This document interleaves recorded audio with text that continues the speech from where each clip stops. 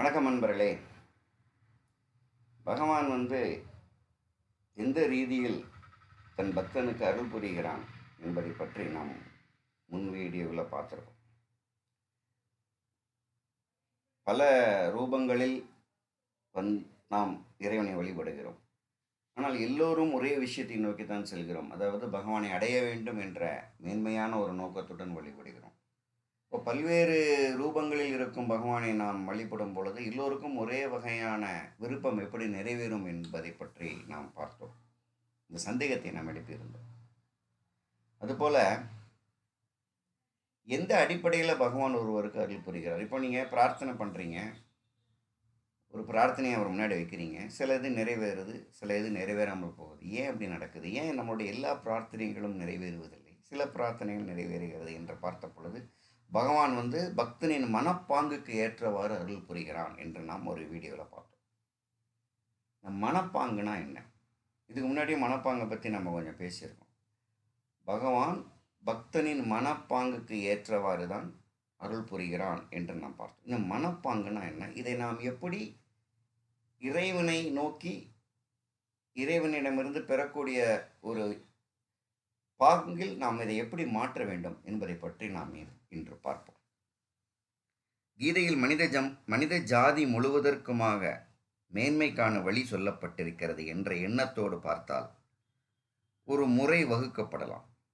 எந்த மனிதனுக்கு எந்த சமுதாயத்தில் எந்த ஜாதியில் பிறப்பு ஏற்படுகிறதோ, எந்த பெற்றோரின் வீரியத்தினால் அவனுடைய உடல் அமைகிறதோ, பிறந்தது முதல் தன் கடமையை அறியும் வரை எந்தெந்த மனப்பதிவுகளில் அவனுடைய வளர்ப்பும் பராமரிப்பும் அமைகின்றனவோ, அவற்றுடன் முற்பிறவியின் எத்தகைய சம்ஸ்காரங்களும் அதாவது மனப்பதிவுகளும் சேருகின்றனவோ, இவ்வளவுக்கும் ஏற்றவாறு அவரவர்க்கு மனப்பாங்கு அமைகிறது. இந்த இயல்புக்கு ஏற்றவாறு அவன் வாழ்க்கையில் செயல்களில் ஈடுபடுகிறான். புரிஞ்சிருக்கும்னு நினைக்கிறேன் உங்களுக்கு. மனுஷன் எந்த மனுஷன் வேணாலும் எடுத்துக்கோங்க, அவன் எந்த ஜாதியில் வேணாலும் பிறக்கட்டும், எந்த சமுதாயத்தில் வேணாலும் பிறக்கட்டும், எந்த பெற்றோரோட வீரியத்தில் வேணாலும் அவன் பிறக்கட்டும், அவனுடைய உடல் அமைகிறது. அப்போ பிறந்துட்டான். பிறந்தது முதல் தன் கடமையை அவன் அறியும் வரை, ஒரு வயசுக்கு அப்புறம் தான் அவன் கடமை செய்யக்கூடிய அந்த வாய்ப்பு வருகிறது. அதுவரை அவன் வளர்க்கப்பட்டு கொண்டு வருகிறான். பல விஷயங்களை அவனுக்கு கற்றுக் கொடுக்க வேண்டும், பல விஷயங்களை அவனுக்கு சொல்லித்தர வேண்டும்.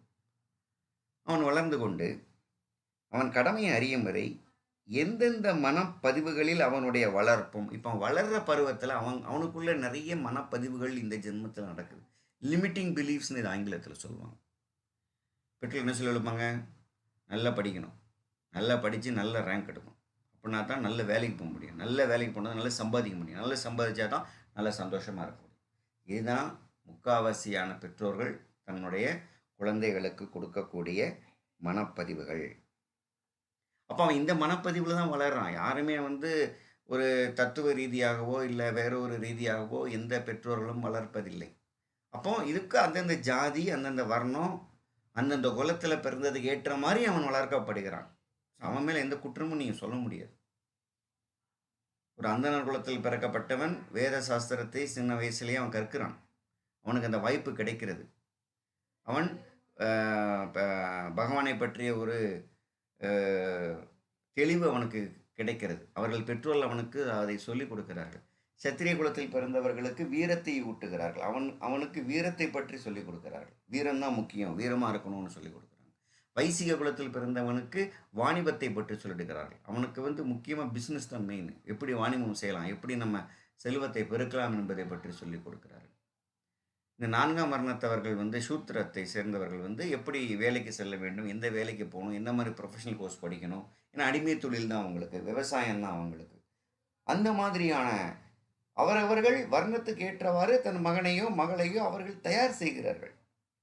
அப்போ தன் கடமையை அறியும் வரை எந்தெந்த மனப்பதிவுகளில் அவனுடைய வளர்ப்பும் பராமரிப்பும் அமைகின்றனவோ, அவற்றுடன் முற்பிறவியின் எத்தகைய சமஸ்காரங்கள் மனப்பதிவுகள் சேருகின்றனவோ, இந்த ஜென்மத்தில் தன் பெற்றோர்கள் மூலமாக அவன் வளர்க்கப்படும் பொழுது சில மனப்பதிவுகள் அவனுக்குள்ள வளருது. அவனை இப்படி இருக்கணும், நீ இப்படி பேசணும், இப்படி படிக்கணும், இப்படி செய்யணும் அப்படின்னு அவனை சொல்லணும். இது இல்லாம அவன் முற்பிறவிகள்ல சேர்த்த சில மனப்பதிவுகளையும் அவன் கொண்டு வந்திருக்கான் அந்த ஜென்மத்தில. ஓகே. சேருகின்றன. முற்பிறவியில் எத்தனை மனப்பதிவுகளும் சேருகின்றனவோ, இவ்வளவுக்கும் ஏற்றவாறு அவரவர்களுக்கு மனப்பாங்கு அமைகிறது. உங்க மனப்பாங்கை நீங்கள் செய்யவில்லை. உங்கள் மனப்பாங்கு உங்களுக்கு இப்படித்தான் கொடுக்கப்பட்டிருக்கிறது. உங்கள் பெற்றோர் மூலமாக, உங்களுடைய ஆசிரியர்கள் மூலமாக, உங்களுடைய நண்பர்கள் மூலமாக, உங்களுடைய சொந்தக்காரர்கள் மூலமாக, உங்களுடைய குருக்கள் மூலமாக உங்களுக்கு சில மனப்பதிவுகள் இந்த ஜென்மத்தில் கொடுத்தது போக, இப்போ முன் ஜென்மங்களில் நீங்கள் செய்த மனப்பதிவுகளையும் இந்த ஜென்மத்தில் சில மனப்பதிவுகள் எடுத்து வந்து கொண்டீர்கள். இந்த எல்லாவற்றையும் சேர்த்து உங்களுக்கென்று ஒரு மனப்பாங்கு வளரும். இந்த இயல்புக்கு ஏற்றவாறு அவன் வாழ்க்கையில் செயல்களில் ஈடுபடுகிறான். அப்ப இந்த இயல்பு இதான் அவன் இயல்பு. வர்ணம், ஆசிரமம், இயல்புன்னு சொன்னோம்ல, இதான் அந்த இயல்புக்கு ஏற்றவாறு தான் அவன் வாழ்க்கையில் செயல்படும். இப்போ ஒருத்தனுக்கு வந்து எனக்கு டாக்டர் ஆகணுங்கிற ஆசை வருது, ஒருத்தனுக்கு இன்ஜினியர் ஆகணும்னு ஆசை வருது, ஒருத்தர் நான் டீச்சர் ஆகணும்னு ஆசை வருது, ஒருத்தர் நான் சயின்டிஸ்ட் ஆகணும்னு ஆசை வருது, ஒருத்தனுக்கு நான் வந்து வியாபாரம் பண்ணணும்னு ஆசை வருது. இந்த மனப்பாங்கு இப்படித்தான் ஒருவனுக்கு கிடைக்கிறது என்பதை நீங்கள் நன்றாக புரிந்து கொள்ள வேண்டும். இது ரொம்ப ரொம்ப ரொம்ப முக்கியம். இப்போ வர்ணம், ஆசிரமம், சூழ்நிலை அப்போ ஸ்வதர்மம் என்றால் எது? இப்போ எல்லா ஆசிரமத்திற்கும் எல்லா வர்ணத்துக்கும் ஸ்வதர்மம் அப்படின்னு ஒன்று இருக்கு. அப்போ இந்த ஸ்வதர்மம் என்றால் எது? வர்ணம். இப்போ மனப்பாங்குன்னா என்னன்னு பார்த்துட்டோம். எப்படி ஒருவனுக்கு மனப்பாங்கு அமைகிறது, அந்த மனப்பாங்குக்கு ஏற்றவாறு அவன் எப்படி அந்த செயல்களை புரிகிறான் அப்படிங்கிறதையும் நம்ம பார்த்துட்டோம். இப்போ ஸ்வதர்மம், ஒரு குலத்துக்கு ஒரு ஸ்வதர்மம்னு ஒன்று இருக்குது. அதை அவன் எப்படி செய்கிறான்? வர்ணம், ஆசிரமம், இயல்பு, சூழ்நிலை இவற்றிற்கு ஏற்றவாறு எவருக்கு எந்த கடமை சாஸ்திரங்களில் விதிக்கப்பட்டிருக்கின்றதோ அவருக்கு அது ஸ்வதர்மம். ஸோ அந்தந்த குலத்துக்கு ஏற்ற மாதிரி சாஸ்திரத்தில் சில கடமைகள் சொல்லியிருக்காங்க. அந்த இதை நீ செய்யணும் அப்படிங்கணும். இதை செய்யக்கூடாது. பொய், கபடம், திருட்டு, ஹிம்சை, ஏமாற்றுதல், விபச்சாரம் முதலிய தீய செயல்கள் எவருக்கும் ஸ்வதர்மம் அல்ல. இது வந்து எந்த ஜாதியில் நீ இருந்தாலும், எந்த வர்ணத்தில் இருந்தாலும், எந்த ஆசிரமத்தை சேர்ந்தவனாக இருந்தாலும், நீ எந்த குணத்தில் இருந்தவனாக இருந்தாலும், இது எதுவுமே உனக்கு செய்யக்கூடாது என்று சாஸ்திரங்கள் கூறிவிட்டது. மேலும் பயங்கருதி செய்யப்படும் காமிய காரியங்களும் கட்டாயம் செய்யப்பட வேண்டிய கர்மம் அல்ல. காமிய காரியங்கள் என்ன? எனக்கு ஒரு பையன் வேணும்னு வேள்வி வளர்க்குறது, எனக்கு வந்து நல்ல வீடு கட்டணும் அப்படின்னு ஒரு ஹோமம் வளர்க்குறது, எனக்கு ஒரு நல்ல திருமணம் நல்லபடியாக நடக்கணும் அப்படின்னு ஒரு ஹோமம் வளர்க்குறது, முன்னோர்களோட ஆசீர்வாதம் கிடைக்கணும், இப்படி பயனில் விளைவு கொண்டு இப்படி செய்ய, இதெல்லாம் காமிய கர்மங்கள். இந்த மாதிரி காமிய கர்மங்களையும் செய்யக்கூடாது. அது உனக்கு செய்யப்பட வேண்டிய கர்மம் அல்ல. நீ ஹோமம் வளர்க்கலாம். எப்போ வளர்க்கலாம்? உலக பயனுக்காக நீ வளர்க்கலாம். மழை பெய்யணும், இந்த வியாதி, இந்த இப்போ ஒரு பெரிய வியாதி நம்ம நாட்டில் இருக்க அந்த வியாதி வந்து போகணும், இந்த மாதிரி உலக நன்மைக்கு கருதி செய்யப்படும் கர்மங்கள் காமிய கர்மங்களாக ஏற்றுக்கொள்ளப்பட மாட்டாது. ஆனால் உனக்கு ஒரு பயன் கிடைக்கும் அப்படின்னு நினச்சி நீ அதை செஞ்சேன்னா அது காமிய கர்மமாக தோன்றி அதை நீ விளக்க வேண்டும் என்று சாஸ்திரம் கூறுகிறது. அதனால் அவை யாருடைய ஸ்வதர்மமாகவும் கருதப்படவில்லை. இவை தவிர எந்த வர்ண ஆசிரமத்தில் உள்ளவருக்கும் எந்த தனிப்பட்ட தர்மங்கள் சொல்லப்பட்டிருக்கின்றனவோ, எவை ஒரு வகுப்பினரை தவிர பிற வர்ண ஆசிரமத்தினருக்கு இல்லையோ அவை அந்தந்த வர்ண ஆசிரமத்தவர்களுக்கு தனித்தனியே ஸ்வதர்மங்கள். இப்போ வந்து அந்தணர்களுக்குன்னு சில ஸ்வதர்மங்கள் உண்டு, சத்திரியர்களுக்குன்னு சில ஸ்வதர்மங்கள் உண்டு. அப்போ அந்தணர்களுக்குரிய ஸ்வதர்மங்களை வந்து சத்திரியர்கள் பண்ணக்கூடாது. நான் ஒரு எக்ஸாம்பிள் சொன்னேன். நாட்டை வந்து சத்திரியன் தான் ஆள வேண்டும், அதை ஒரு அந்தணன் ஆளக்கூடாது. அந்தணனுக்கு அந்த கர்மம் கொடுக்கப்படவில்லை. அப்படியே அவர்கள் செய்தாலும் அது வெற்றிகரமாக அமையாது. அதே போல் வந்து வேதம் படிப்பது, ஹோமம் வளர்ப்பது, வேதங்களை கற்பிப்பது வந்து அந்தணர்களுடைய சுதர்மம். மற்ற வர்ணத்தினர்கள் அதை செய்யக்கூடாது. வாணிபம் என்பது வைசியர்களின் சுதர்மம். அதை சத்திரியர்கள் செய்ய முடியாது. அப்போ சத்திரியர்களுக்குன்னு சில கர்மங்கள் இருக்கின்றன, அந்தணர்களுக்கு சில கர்மங்கள் இருக்கின்றன. அவரவர்கள் அந்தந்த கர்மங்களை தான் செய்ய வேண்டுமே ஒழிய இதை மாற்றி உல்டா பண்ணி செய்யக்கூடாது. என்கிட்ட பணம் இருக்கு, நான் ஹோமம் வளர்க்குறேன் அப்படின்னு நீ ஹோமம் வளர்க்க முடியும். எனக்கு வேதம் தெரியும், நான் படிச்சிருக்கேன், எனக்கு மந்திரம் தெரியும், நான் சொல்கிறேன் அப்படின்னு சொல்லிட்டு இந்த மந்திரத்தை சொல்லி நீயாகவே ஹோமம் வளர்க்கக்கூடாது, நீ அந்தணன் இல்லாத பட்சத்தில். ஸோ இரு பிறப்பாளர்களுக்கும் வேதாத்தியனம், யஜ்ஞம் முதலிய கர்மங்கள் விதிக்கப்பட்டிருக்கின்றன. இந்த இரு பிறப்பாளர்களை வந்து 3 வர்ணத்தாருமே இரு பிறப்பாளர்கள் தான். அந்தணர், சத்திரியர், வைசியர். அவங்க வந்து இருபிறப்பாளர்கள்னு அவனுக்கு ஒரு பேர் உண்டு. சூத்திரர் மட்டும் அதில் வரமாட்டாங்க. அப்போ இவை இருபிறப்பாளர்களுக்குரிய ஸ்வதர்மம் ஆகும். மேலும் எல்லா வர்ண ஆசிரமத்தை சேர்ந்த ஆண் பெண்களுக்கும் தகுதிகளாவன. இப்போ அந்தந்த வர்ணத்துக்கு ஏற்ற மாதிரி தனித்தனியாகவும் ஸ்வதர்மம் கூறப்பட்டிருக்கிறது.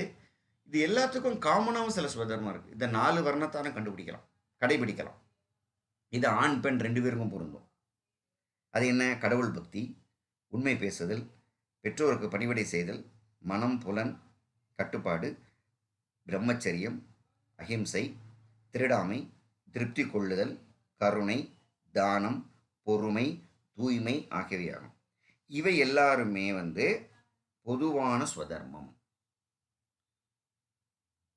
ஸோ இன்னைக்கு வந்து ஒருத்தருக்கு எப்படி மனப்பாங்கு அமைகிறது, ஒரு ஆணுக்கோ ஒரு பெண்ணுக்கோ அவனுக்கு எப்படி மனப்பாங்கு அமைகிறது, அந்த மனப்பாங்கிற்கு தகுந்தாறு போல் நான் அவனுக்கு அனுகிரகம் செய்கிறேன் என்று பகவான் கூறியதை கூறினேன். அப்படி ஒருவனுக்கு எப்படி அந்த மனப்பாங்கு அமைகிறது, அந்த மனப்பாங்கு தகுந்த மாதிரி அவன் கடமைகளை செய்கிறான் என்பதை பற்றி பார்த்தோம். அடுத்து ஸ்வதர்மம் என்றால் என்ன என்று பார்த்தோம். தனித்தனி வர்ணங்களுக்கு 4 வர்ணத்தாருக்கு தனித்தனியாகவே ஸ்வதர்மங்கள் இருக்கின்றன. அவரவர்களுக்குரிய ஸ்வதர்மத்தை அவரவர்கள் கடைபிடிக்க வேண்டுமே ஒழிய மாற்றி அதை கடைபிடிக்க கூடாது என்று பார்த்தோம். இது இல்லாமல் எல்லா வர்ணத்தாரும் செய்யக்கூடாத சில ஸ்வதர்மங்கள் இருக்கின்றன. அவை ஸ்வதர்மங்கள் ஆகாது, அதையும் பார்த்தோம். எல்லா வர்ணத்தாரும் காமனாக செய்யக்கூடிய ஸ்வதர்மம் ஒன்று இருக்கிறது. அது என்ன என்றதை பற்றியும் பார்த்தோம். நன்றி.